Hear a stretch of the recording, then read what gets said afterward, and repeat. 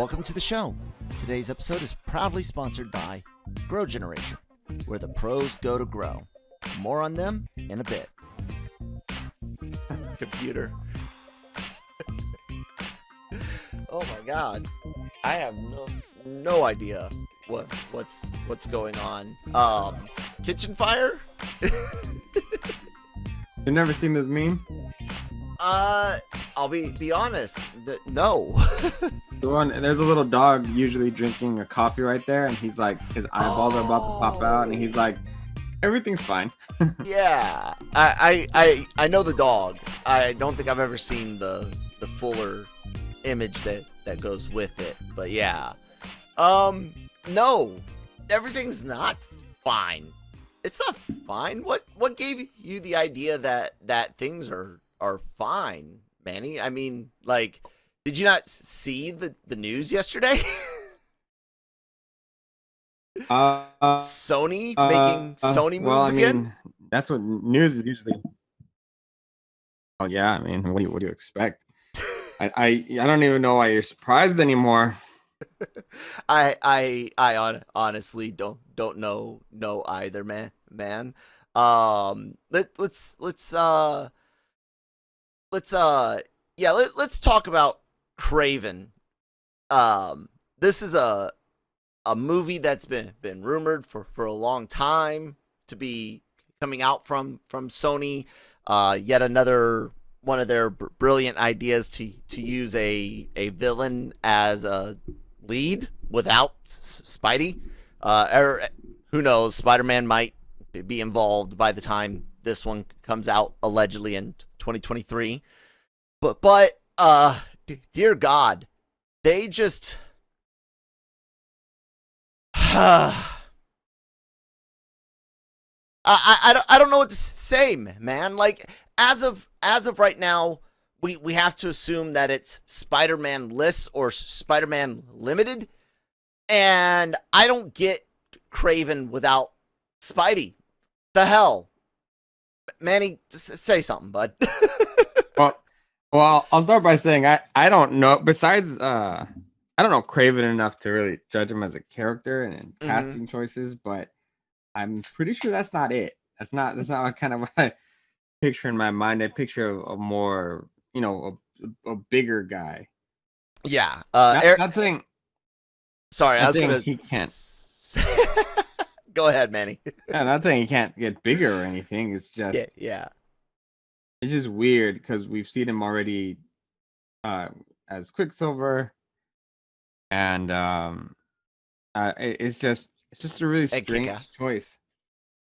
No, yeah, he was in Kick-Ass. He was Kick-Ass. He was. Aaron Taylor Johnson is the guy that's been cast for Kraven. Welcome to the Daily Cup of Genre today with Kyle and Manny. And so sorry that we're not live today. Our admin has some things going on, and we couldn't get access to our streaming setup, and it happens. But Aaron Taylor Johnson set to play Kraven the Hunter in Sony's film, roughly titled Kraven the Hunter. How much you want to bet they drop it to just Kraven by the time it comes out? Yeah. Or they're gonna go with the Hunter. Anyways, JC Chandor or Shandor, not sure. Sorry, JC is set to direct. I don't even know that name. Let's pull him up on IMDb. Let's see the connection. Run This Town, Monos, Viper Club are all things he was a producer on, director. Margin Call, All Is Lost, A Most Violent Year, Triple Frontier, and then two things that he's pre-production, Kraven and something called the Connection for TV. Yeah, man, I have no issue with getting unknowns to do it. Lots of, lesser known directors or TV directors have come over and done amazing things on TV. So I have no I don't have anything necessarily to say about any of the behind the camera stuff. It's literally, what are you guys gonna put on the screen? And while you might not know as much about Kraven himself, depending on which version, which retcons and things you go with, basically take a guy that is so obsessed with hunting. He's rich, elitist type, power hungry, uses a potion or magic, or, like I said, depends on the version, gets strength, longevity, makes himself a better hunter, but he's not like Captain America level, right? He still has to train and hone his skills. He's not Taskmaster, but he's better than human. And he gets hired or asked or desires to go after the big game, Spidey. And that sets up their relationship. Here's this real serious hunter type, and he can't take out the mark, and it drives him insane with it, right? And he just becomes obsessed with going after Spider-Man, and that's how you get him as a major Spider-Man rogue. And dude, what can you do with that character without Spider-Man, and make it not just some cheesy action movie with, what's he gonna be shooting? Like, people get mad when people hunt deer. Like, what the hell are you doing with this movie? You're on mute, bud. I don't know, man. It doesn't. They did Venom already without Spider-Man, so, and that's been a train wreck. So yep. It's there's not much else to say about it, man. There hasn't really been good decisions over there, and it really feels like they're just making this just to make sure that they keep the property going and have something there to show for it. And I do think, like I said earlier, I do think there's a good chance that this will indeed have some more Spidey stuff in it. I think it'll probably be more in the vein of Morbius, so it might be one of the multiverse movies, crossover movies. I don't know. I get that feeling just because it's got the time and the amount of things that could happen between now and then. But like I said, we have to just assume that things go as they are now, and that it wouldn't have Spider-Man, which would just make it awful. But Aaron Taylor Johnson himself, I liked Kick-Ass. Did you like Kick-Ass, the movie? No? Hey, you're muted again. I don't know. Yeah, I keep pressing mute. My bad. Kick-Ass was okay. Okay, it's fine. And I know you weren't a big fan of Age of Ultron. Hell no. Godzilla, he was okay in it. It wasn't, his character wasn't, it was a big role, but it wasn't like that important. It's just weird how he was the star of Godzilla and not Godzilla. Yeah. That's one of the strangest Godzilla movies, isn't it? For like, I think it was a total of like 10, 12 minutes. Yeah. I didn't, I mean, of course I wanted more, but I thought Edwards was a decent choice for it. When they announced him for Godzilla, I was actually pretty excited because I enjoyed Monsters, and I was like, if you do that with Godzilla, which I think he was trying to do, but I don't think Warner may have been down, because you can kind of feel that I wanna exist with this monster for some time, but they didn't, commit to it. But it turned out to be a decent series. But yeah, we'll see how he does. He can buff up. We know he can do a Eastern European accent. So, Kraven's Russian, I think. Yeah, Russian. So yeah, that's not, at least there's that. We won't have a Sean Connery Russian. Oh Oh man, Sean Connery, the guy that has been Russian and Spanish, and never changed his voice for either. Hey, you gotta respect the man. Let's stick with a little bit of Marvel news, because Scott Derrickson has had some of his story come out in a interview with a co-writer on Black Phone, I think it's called, the Black Phone, Robert Cargill and C. Robert Cargill, and they talked about what happened with Doc Strange 2, Multiverse Madness, and why Derrickson left. And the gentleman speaking with Cinema Blend does say it literally was creative differences. It came down to Scott, and Scott's like, quote, I can make this movie that I'm compromising what I want to do on, or I could make the Black Phone. And he goes, you know what? I want to make a movie with Cargill. I'm going to make the Black Phone. And yeah, that's what happened. Marvel wanted Scott to do something differently than what he wanted to do. The very definition of creative differences. What's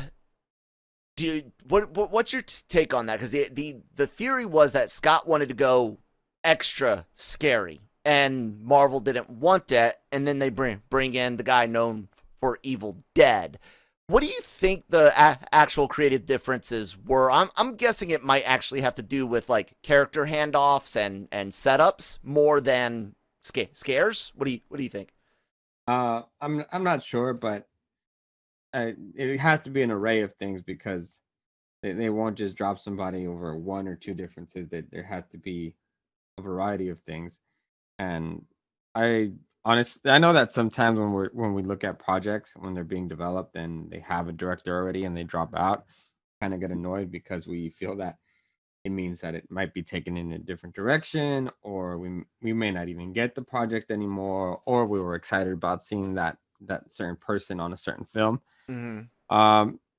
But I respect that, and I like that of a director who won't compromise his vision for a studio. Yeah. And which means that they have integrity, and they have a certain standard in a film that they want to make, and they're just, no, I'm gonna walk away. I'm gonna go do something else then, because this is dumb. And because then you have that problem where you get the wrong director on the movie. Mm-hmm. It's not the director's fault.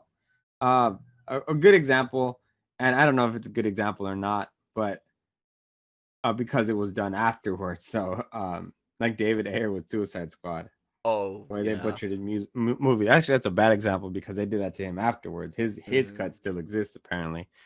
Um, and I think how about like the Russo? I mentioned it the other day. The Russo brothers with Cherry. That's one they should have walked away from. Or just continuously trying to rework scripts and rework things just to make it work, when in fact it just may not be a movie for you. We saw that with like Batman v Superman, and I think with a little bit with Justice League, where they just kept crossing things out and bringing it back.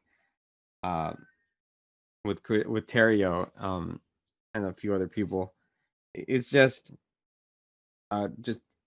go do what you love and make the movie you want to make. And if you have a giant board of directors like at Sony or at Warner Brothers who are telling you to do something stupid, just walk away. Yeah. Because it's and Don't then be there's afraid to say this looks dumb.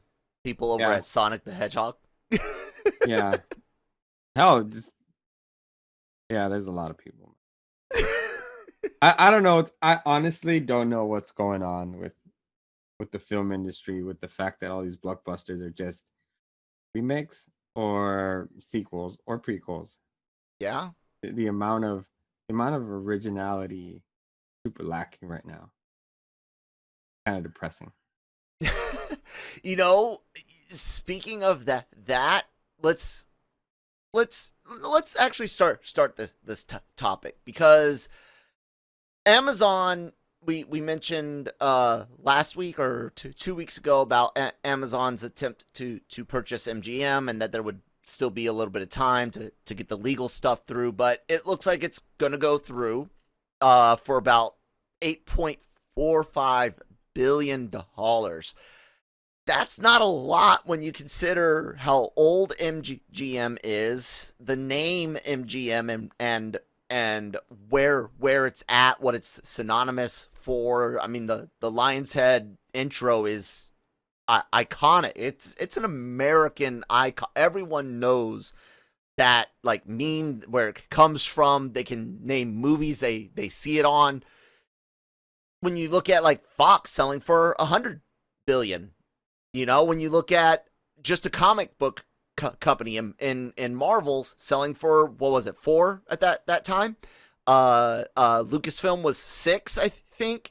8.45 for MGM to Amazon, and Bezos literally comes out and is like, we can't wait to reimagine stuff. Basically, he says, we're looking forward to reimagining and developing the deep catalog of MGM. So, yeah, one of the things you want to do whenever you buy a catalog is look at what you can sequel or prequel or reboot. But dude, like,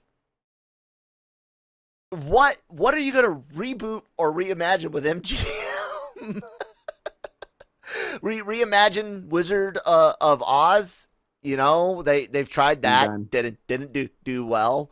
Bond, that's something you already reimagine every so often with a new actor and in a new era, and they've done the campy, the more serious, the actiony, back to the campy. So that's all already there. I don't know. On the article written by Nick Dahl, he mentions a few things like RoboCop, Tomb Raider, Raging Bull. Could you imagine yet another RoboCop attempt? I'd hope so. I'd hope they try it again, man. I'm a big fan of the original film. Okay, so then cast your RoboCop. Cast my RoboCop? Oh man. The guy they cast for Kraven.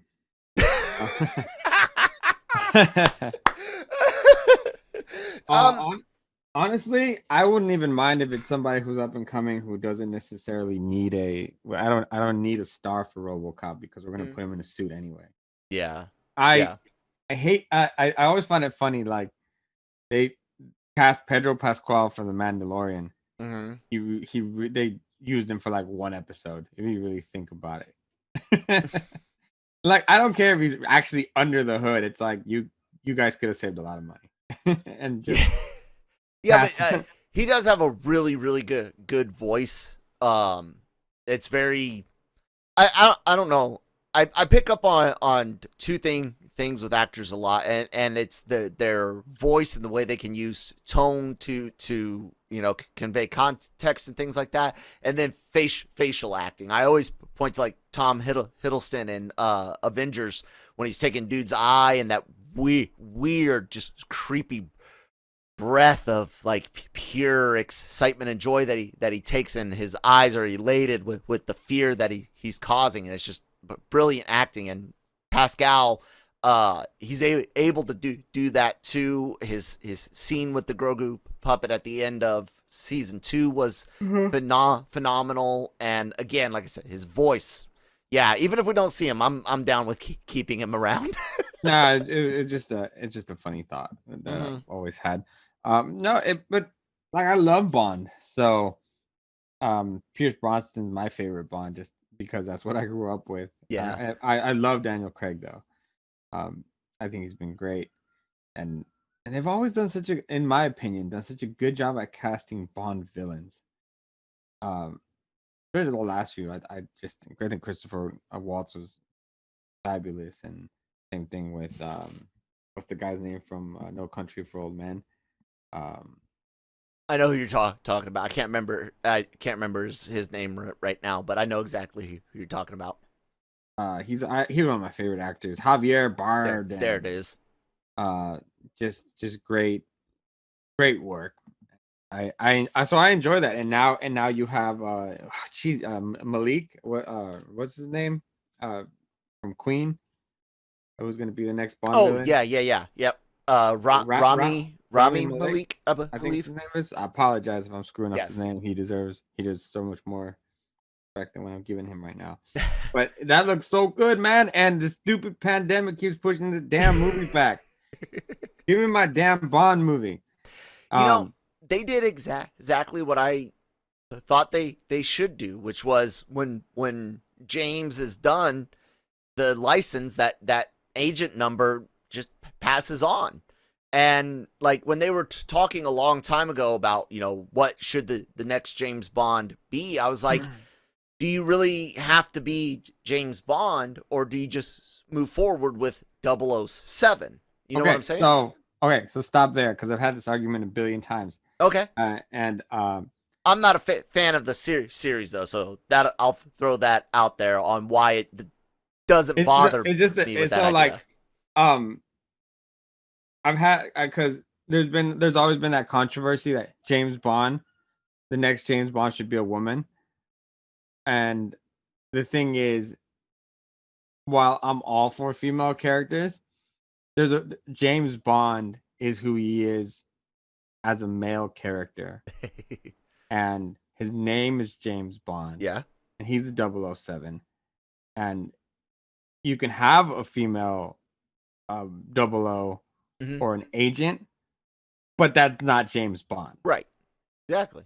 So that's the only argument I'm making, is that yes, you can make a spy film with the female lead, but just know it's not James Bond. Yeah. There's things about his bravado, there's things about Yeah. just him as a character that make him who he is. And it's okay to sometimes have characters that are specific to genders. Yeah. Like I understand we're progressive, and we've allowed characters to evolve and sometimes to switch genders, and it works even better sometimes. Mm-hmm. Battlestar Galactica. This is not one of those cases. Keep James Bond the guy, and if you want to do a female lead, that's fine. Just like I said, not James Bond. It's just a spy movie. So you wouldn't even set it in the same universe where like M or Q or whatever exists? No, you could do that, but yeah, it does not have the same. It's not as attractive, right? And it's not as, for me, it's not as you almost ruin the mental picture of James Bond, the classic character, and I just don't know how well it would do. I got a perfect comparison to go with that right after this word from Grow Generation. Grow Generation, where the pros go to grow. Grow Generation is your one-stop shop for hydroponic grow supplies, product systems, and more. Grow Generation serves customers across the nation and carries a wide inventory of renowned cultivation brands. Go to www.growgeneration.com, where the pros go to grow. Yeah, do what she says. She's the wife. She's in charge. I'm just joking. We don't have that TV relationship. We got a real one where it's a joint venture. Anyways, what you said, it wouldn't appeal to you. That's a very key thing. Appeal. Okay. The other day I was talking with Brian about certain female-led films that have done incredibly well, and then other ones that have bombed at the box office. Say Charlie's Angels from Elizabeth Banks. She tried to tank that movie herself. We don't want guys. It's not for you. This, that, and the other. Really aggravating to people, and the idea of female spy movies, female action movies. They exist, and when they're done with a wide audience in mind, they do decent. But when they're pigeonholed and they're like, no, we're making this for women, it's like you've already seen that audience isn't that big.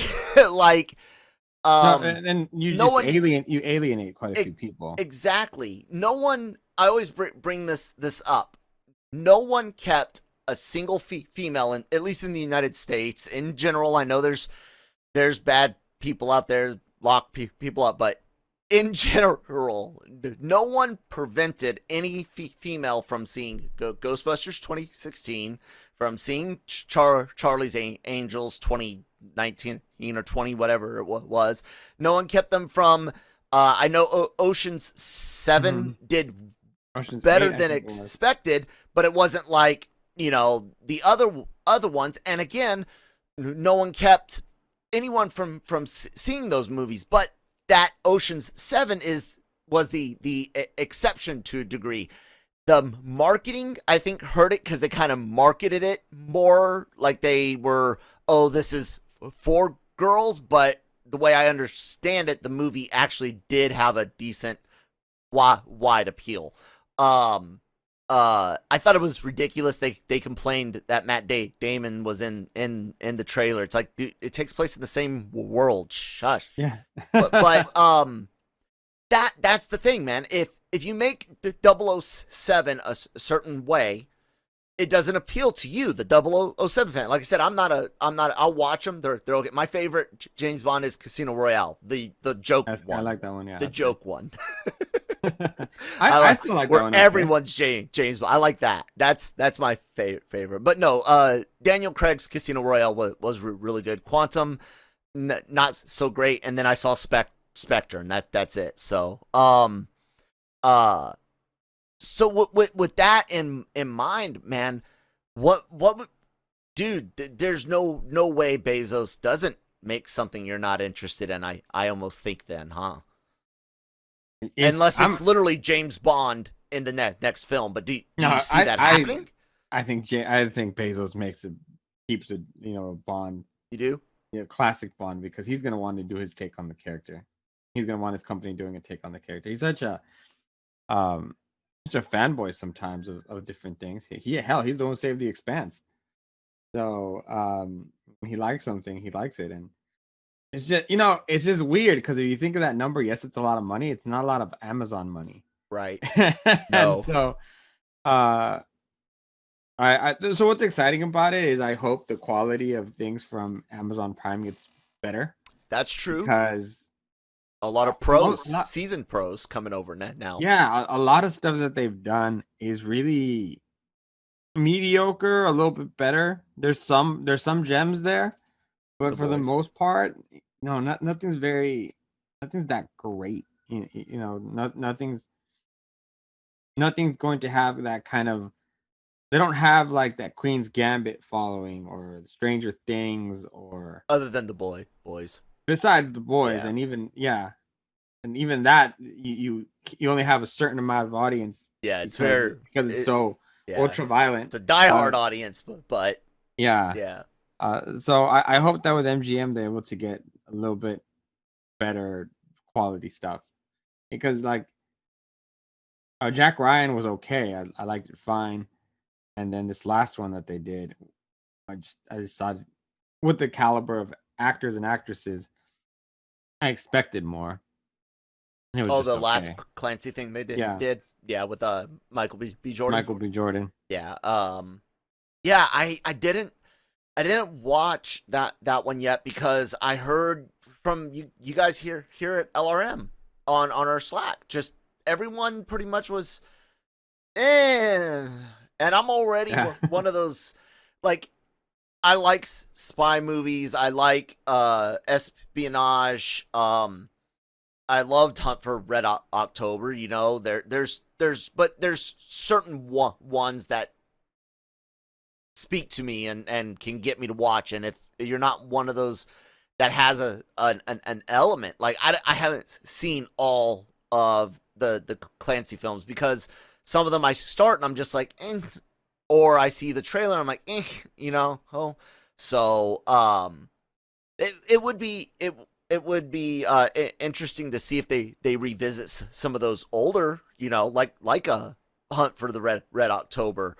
I'm actually surprised we haven't seen either an anthology style Clancy series that goes through a bunch of the different books, or some of the old movies being redone.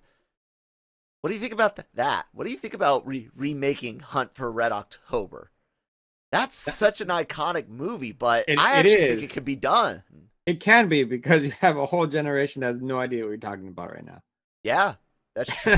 Shame on you guys. So, I mean, hell, I don't blame them, because I'm barely going through some films that I should have watched 100 years ago, but I have never watched them. Like, I just barely 2-3 weeks ago watched Full Metal Jacket, and so it happens, dude. Yeah, like, they're just the cinema. I'm goes married back to one decades. of those. And the next one I need to watch, because I watched Mank. I thought that was a phenomenal movie on Netflix. I gotta watch Citizen Kane, because I haven't seen that.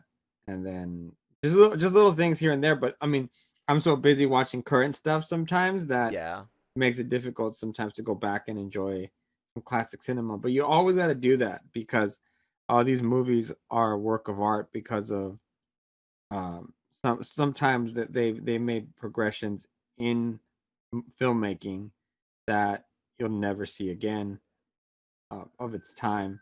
Yeah. It's weird. Like Evil Dead, for example, it's a horrible movie, but It's everything amazing. everything they tried as far as effects for their characters, and some of the elements that they were going for was experimental and really, really good for its time. And I remember there's even one scene where I was like, "Is that oatmeal?" And then I did a little research, and yeah, it was oatmeal. Sometimes you got to experiment, and then you set the foundation for future movies to come. Yeah. So like movies like Hunt for Red October, for example, you just got to be careful, because it'll probably never be as good as the original. That's the other thing about some of these remakes. Is like, is it really worth it for you to make it for example, the way that they remade or re-envisioned Charlie and the Chocolate Factory, Willy Wonka and the Chocolate Factory? I thought it was done gracefully and done well. And then there's other movies that just Wait, didn't you work. liked Depp's version? Yeah, I did. Okay. RoboCop is an example of that didn't work. And I was so excited to see it, and then it wasn't even the actor's fault necessarily. It's just the movie just didn't work. Yeah. And you kind of missed the whole point of RoboCop, and you don't, in that kind of gritty 80s film that it was, because if you actually watch the original RoboCop, it's pretty brutal. It's rated R for a reason. And you just kind of bank that Michael Keaton would be a good bad guy.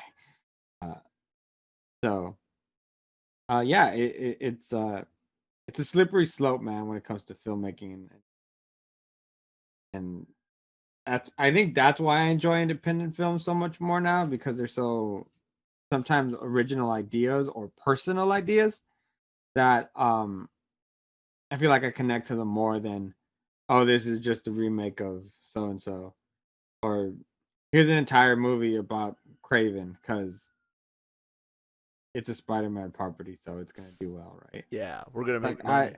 Nobody cares. Like Kraven's one of those. Okay, so like Carnage, for example, or Venom Carnage, or whatever it's called, Morbius, and even Kraven are films that I will not go to pay to watch them in theater. Yeah, because that's a waste of money. I feel you. I feel the same. I feel the same. I and part of it's just simply because of track record.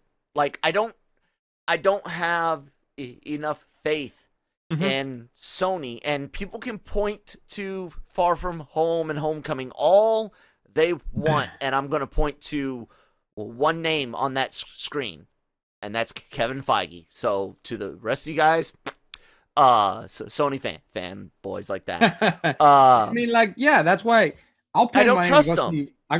I'll pay money to see Black Widow. Yeah. Because you got a track record where I'm like, all right, you know what? You've surprised me before. Guardians of the Galaxy, I thought it was gonna be crap. I didn't even know what they were. I'm not kidding, man. I had no idea. Yeah. And look at that. Look how well that did. Thor Ragnarok. That one I thought, like, all right, like, let's see what they do, especially because it was after Dark World, right? And we know how amazing that film was, sarcastically. But because of the track record that the studios had, I went to go watch it, and I had a fantastic time. Yep. Sony have not had a fantastic time as far as those superhero films. So, nope. I mean, god damn it, they're. I just put a trailer up yesterday. They're doing a sequel for The Escape Room, which was a 2019 film that was okay. Like, it was like, the idea was fun, but I was like, does it really need a sequel? Yes. Man. Yes. Not only does it need a sequel, but it absolutely needs a spin-off too. So, you know, gotta get that in there. I don't.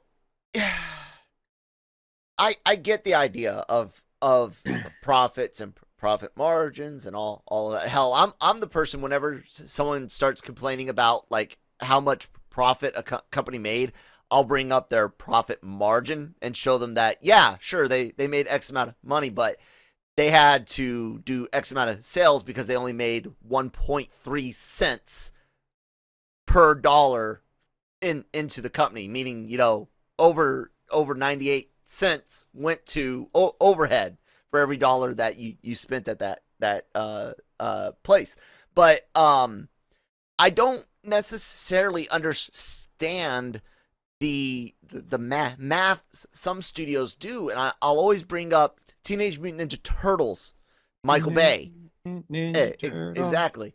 I'll bring that movie up as an example because the first movie was barely profitable, and I'm talking like maybe in the low 7-digit range, you know, the 7 to 8. So you're talking $5 to $10 million in profit overall from tickets, right, at the box office. And of course, there's merchandise and things like that, but they've got the comics and the cartoon for merchandise and things off of, right? So why did they then greenlight a sequel, which then made less money, like most sequels do? If your profit is that small on box office, why in God's name would you spend that money again, knowing first off that your movie had your first movie had issues? You had to do the reshoots to add an Asian shredder,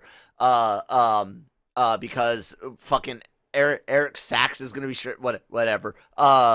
It made no sense to me, and I see Sony do the same thing. Spending $80 million on Venom worked out. Luckily for them, China ate it up, because if China didn't eat it up or it didn't get released in China, I don't think Venom would be here. I don't think Let There Be Carnage would be happening. I don't, because look how poor it did everywhere else. Yep. 100% agree with you, man. The foreign market is something that sometimes allows these bad films to continue to be made. Not that they're horrible, but they're getting pretty stale. Fast and the Furious is one of those franchises. I love Mission Impossible movies, but same thing. The foreign market, anything with Tom Cruise, they just eat it up.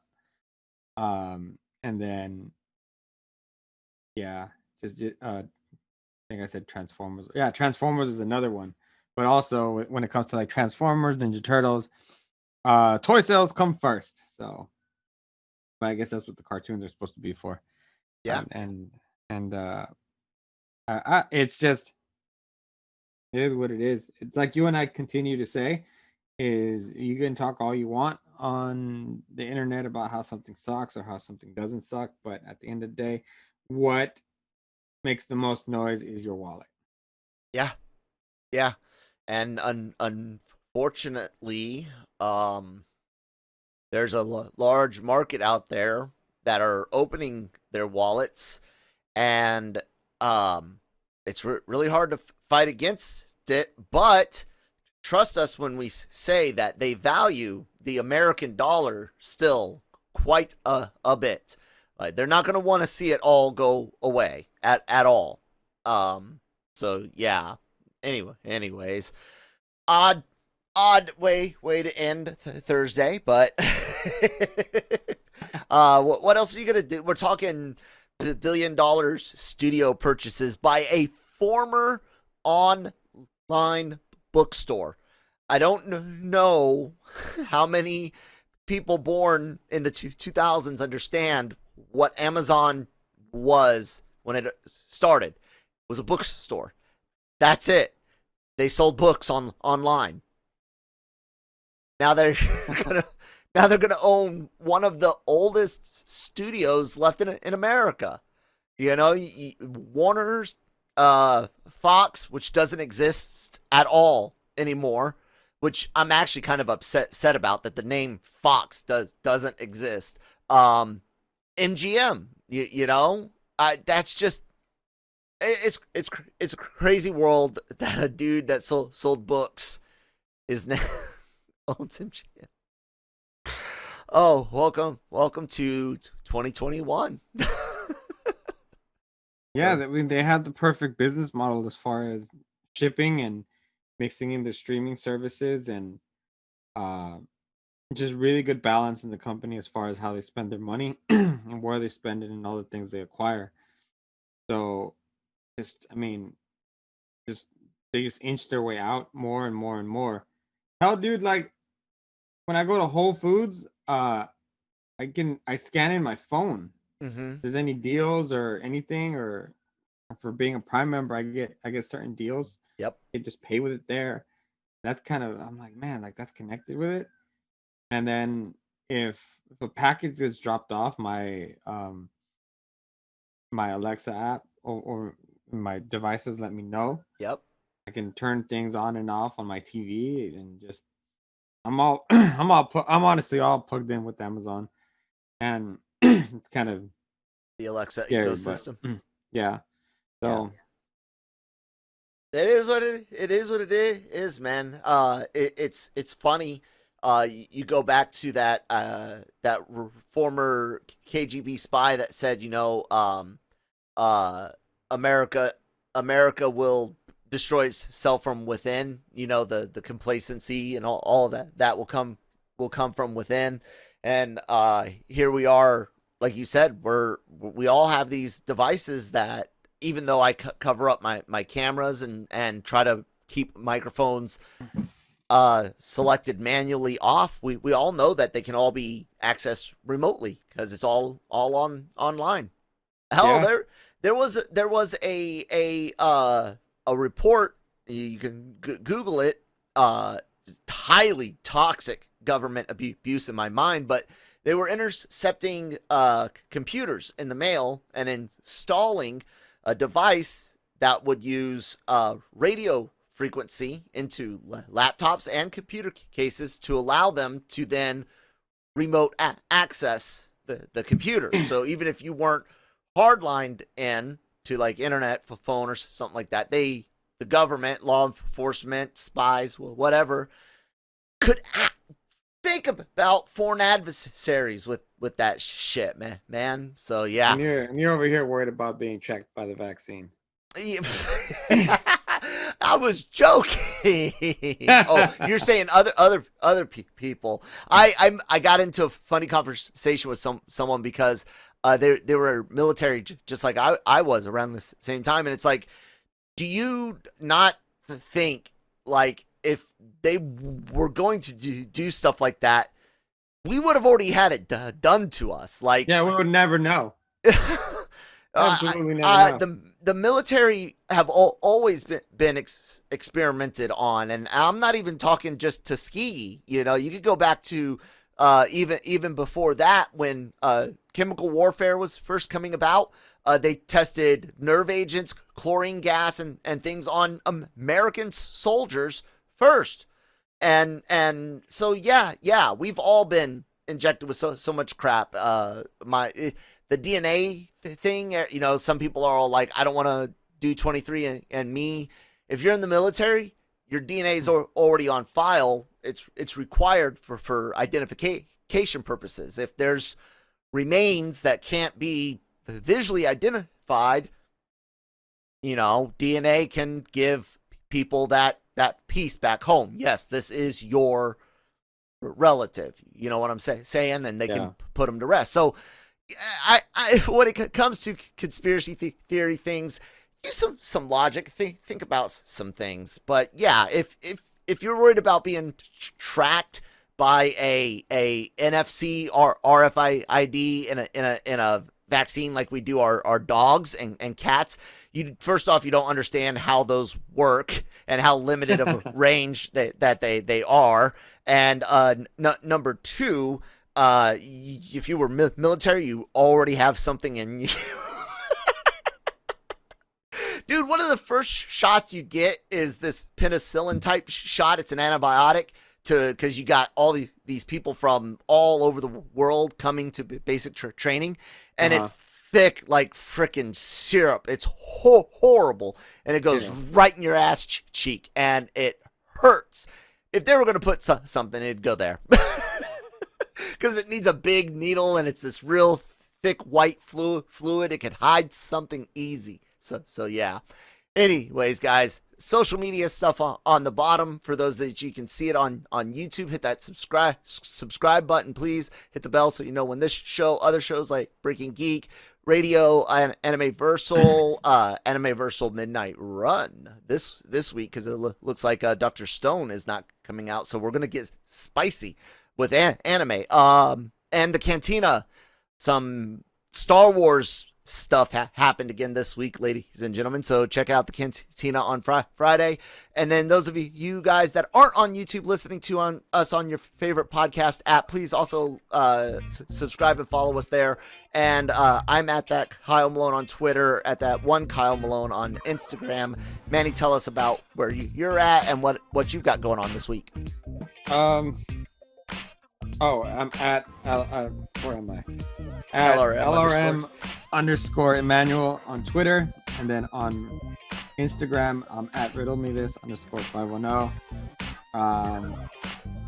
Got some Launchpad stuff coming up for the rest of the week, and Rugrats stuff because it drops tomorrow also on Paramount Plus. Don't forget also Cruella drops the feature film, Disney's Launchpad, and then next week we got more stuff for The Conjuring, In the Heights, and a couple of other films. Just real busy time. Also, be on the lookout because we're going to start dropping things, hints, and news about Loki, and also Disney's next Pixar feature film. Very, very cool. All right, guys, you heard it. Follow us also at LRM_exclusive at the Genreverse, and check out LRMonline.com every day for all of the outstanding, awesome news, needs, and opinions that you want to see. And yeah, we'll talk to you tomorrow. Bye.